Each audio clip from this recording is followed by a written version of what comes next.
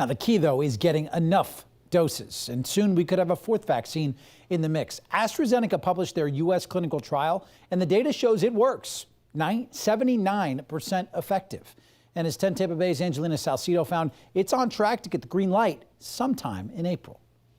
Tonight, the news another 2-dose vaccine could soon be approved in the U.S. is at the top of mind. This is really good news. I'm really optimistic about it. USF Public Health doctors Michael Tang and Jill Roberts both pleased with the data from AstraZeneca's U.S. clinical trial. This was actually a really well-controlled 4-week trial study, right? So 2 doses, 4 weeks apart.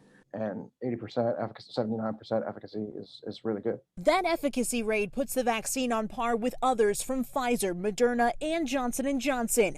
Clinical trial results also showed the COVID-19 shot is 100% effective at preventing severe illness and hospitalizations. But that number will likely drop once it's given to more people. I highly doubt it's going to be 100% efficacious, but I think we're close enough to be so optimistic about this vaccine. And despite a temporary suspension in several European countries, scientists say the vaccine is safe to use. A small number of people developed blood clots, but European regulators found no link to the shot. They saw 7 cases out of something like 17 to 20 million doses.